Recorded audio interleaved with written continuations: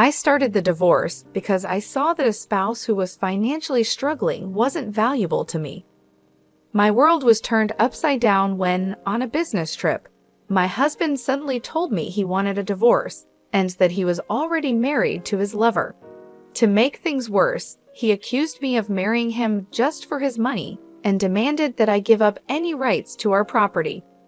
Facing my indifferent husband, who had always looked down on me since we got married, led to his complete downfall.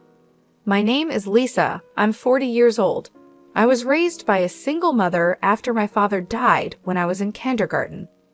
Despite the financial hardships, we found happiness as a family of 3. Even now, with a decent job and salary, I still live frugally because of my upbringing. I married Larry, a wealthy man I met through a friend. I was drawn to his kindness and the new possibilities he introduced to me. After we got married, our different views on money and gender roles became clear. Larry imagined a traditional home where I would stay at home, but I was committed to my career and staying financially independent. Before we married, Larry suggested I become a housewife, assuming I would accept traditional roles. However, I made it clear I wanted to keep working until we had kids, pointing out the financial advantages. I managed to convince him, but the reality of balancing work and home responsibilities was hard. Even though I worked full-time, I still had to do all the house chores, leaving us little time together. Meanwhile, Larry, sticking to a traditional husband's role, did nothing at home. He just enjoyed his dinner and relaxed when he got home. Trying to balance work and home life strained our relationship and made me wonder if this was really what marriage was supposed to be like. I was afraid to tell Larry how unhappy I was because I thought he might make me quit my job, even though he didn't help at home. I hoped that having children might improve our relationship, but we were becoming more distant, making me doubt we could start a family. Feeling it was urgent to talk about this, I approached Larry. "Hey, we should think about having kids, right?" I said. "Kids? You're pretty energetic for someone tired from work and chores," he replied. "It's not about that. I want to have children. We haven't been married long, but I'm already over 32. Women can only have children for a certain time, and it's getting harder for me to conceive as I get older. It's almost too late. But we don't need kids. If we have one, you'll expect me to help, right? You know I'm busy with work and won't help with raising children. Isn't it strange to say you won't help with child rearing even before they're born? I plan to raise them alone, but shouldn't you at least want to help? It's your child too. Child rearing is your job. I'm working to support the family, so I definitely won't help with the kids. You'll just complain that I don't help, making me the bad guy. You must have been taught to be poor and have lots of kids since you were born. We're not poor. We don't need kids. End of discussion." Larry abruptly ended the conversation and went to his room. Alone in the living room, I broke down in tears. My desire for children was not only rejected, but he also mocked my upbringing. After this, our relationship got worse quickly. We barely talked, and the hope of having children faded as I continued to balance work and home duties. Taking on significant projects at work, I found myself growing more distant from Larry. One day, as I told him about an upcoming business trip, his unexpected kindness caught me off guard. He wished me well and hinted at a big surprise when I returned. Despite having given up on him, his smile made me hope. But my hope was crushed when I came back. The front door wouldn't open. Larry had changed the locks. His first surprise was announcing our divorce.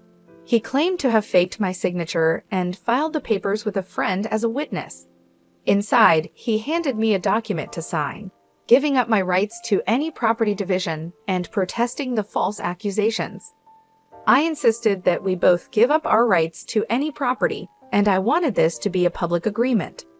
Larry stubbornly argued and revised the document on his computer, leading to a tense argument as I left the house. He kept mocking me for being poor and even thought about throwing out my things. A few days later, Larry called me in a panic. "What did you do?" he asked. "I haven't done anything. Why are you panicking?" I have many questions. First, I was told to leave the apartment. Oh, you were still living there. That's not allowed. It's a new month. You're trespassing. Trespassing? But it's my house. Are you okay? Did you forget it was a company apartment I rented? I was the leaseholder, so naturally, you can't live there anymore. That's ridiculous. How could you do this? I can't believe you didn't know. I'm not the one who should be accused here. Didn't I tell you that you can't just change the locks of a rental apartment? It's my house. I can change the locks if I want. Didn't you listen? It was my lease. And even if you were the leaseholder, the owner is the apartment manager. You can't change the locks without telling them. Is that so?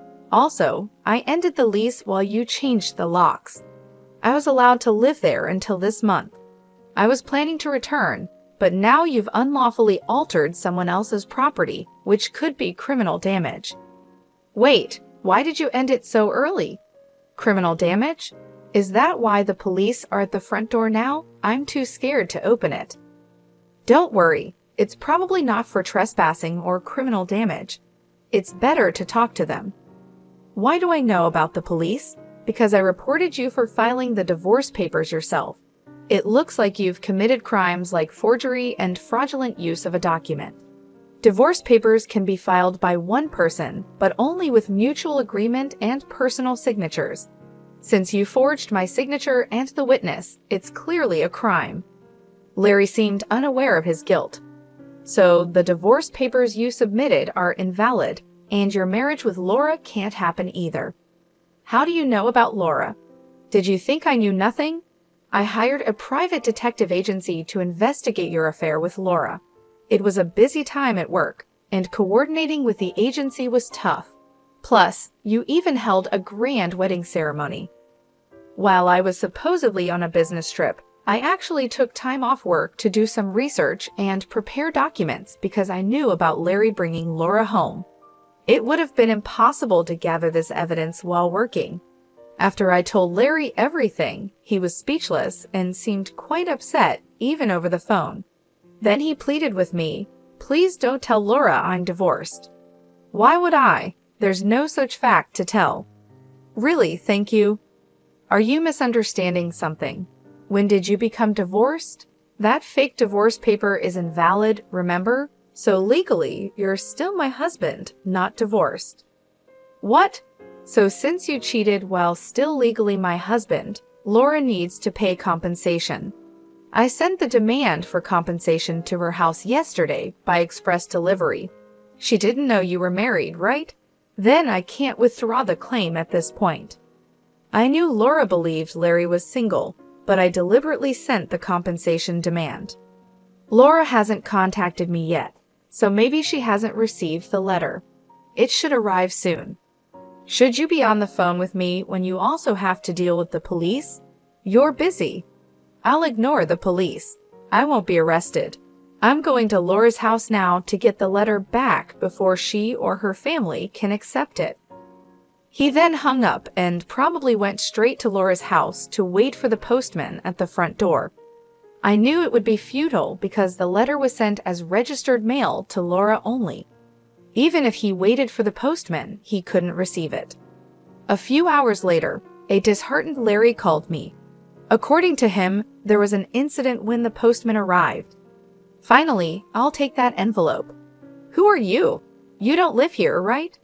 I'm practically a resident here since I'm married. I have the right to receive the mail. I see, but I can't give you this envelope. It's registered mail for Laura only. What? Give it to me? Absolutely not. If you're so eager, ask Laura for permission. What's going on here? Oh, Larry, what's all this noise? Laura, this is registered mail for you. This man insisted on taking it. Sorry for the disturbance.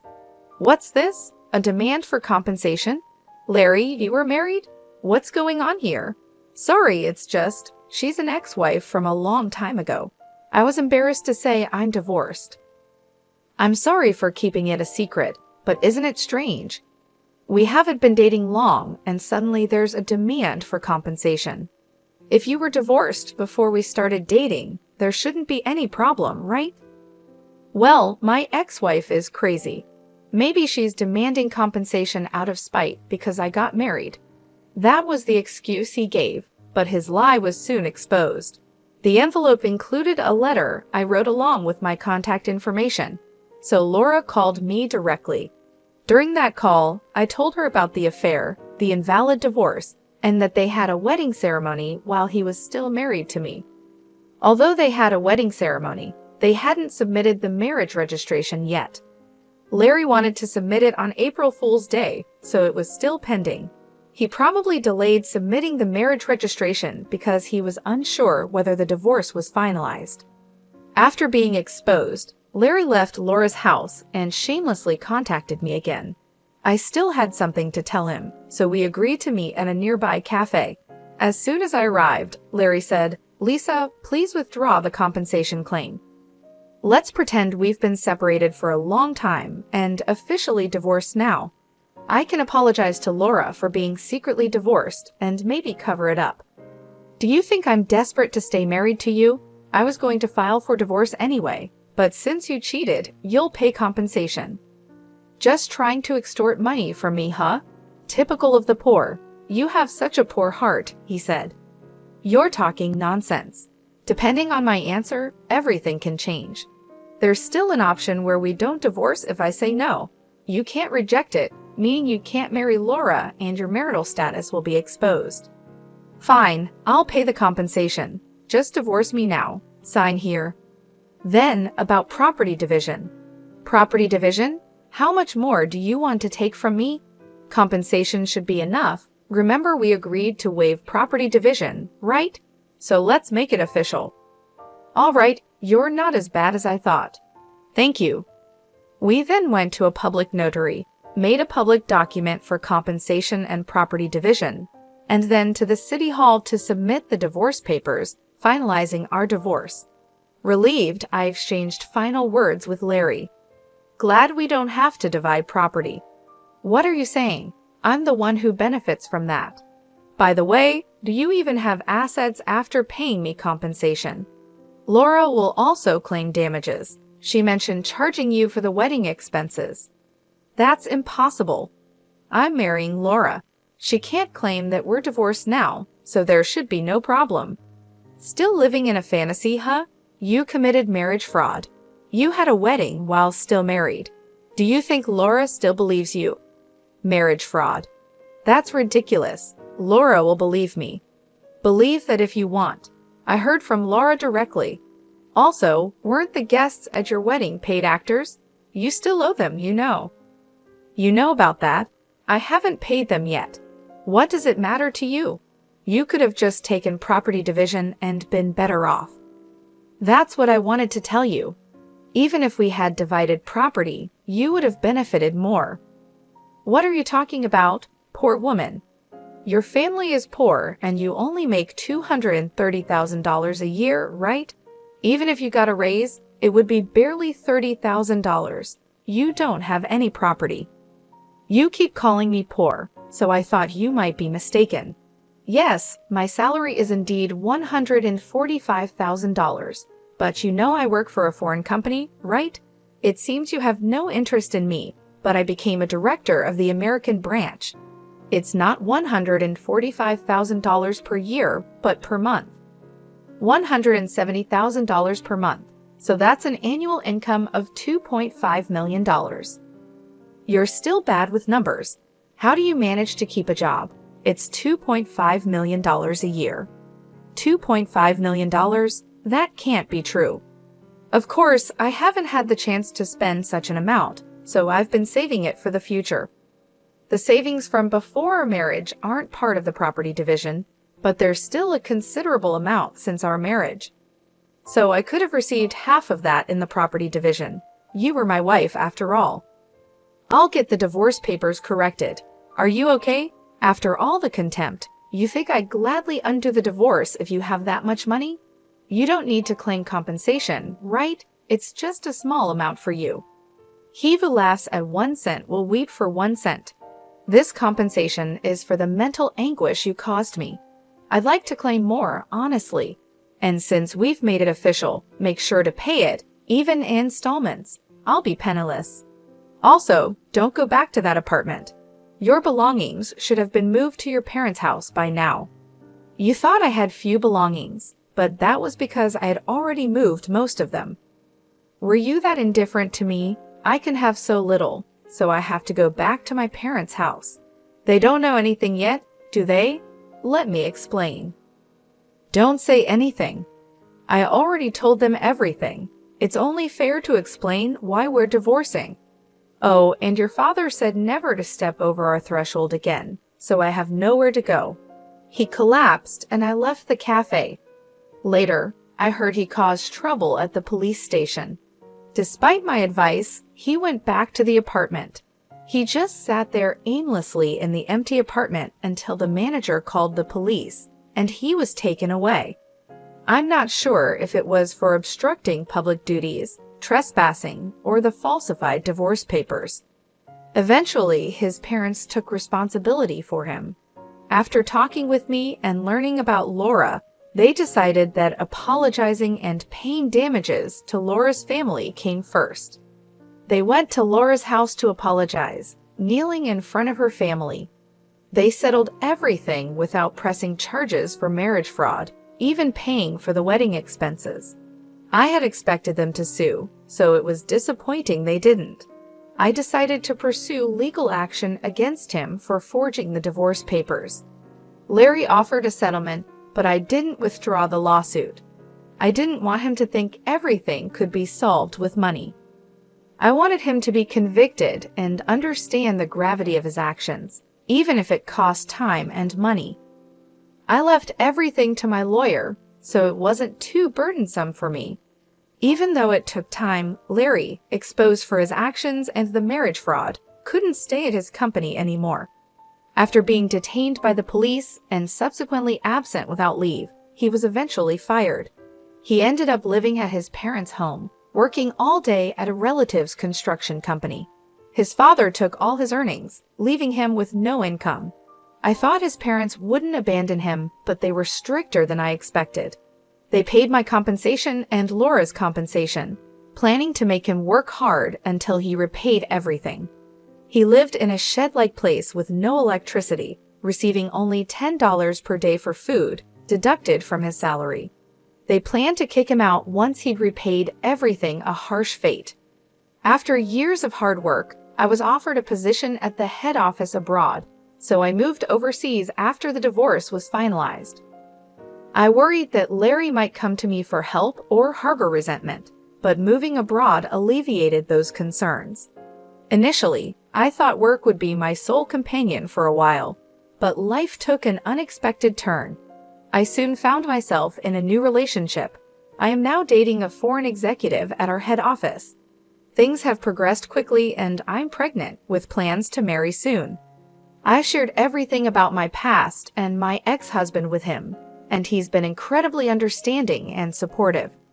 We've discussed our future together in depth.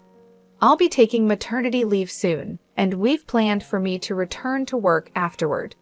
He's enthusiastic about taking paternity leave and embracing the role of an active co-parent, which showcases a refreshing cultural perspective compared to what I experienced previously. My past experiences with my ex-husband were challenging, but now I finally feel like I'm on the path to true happiness.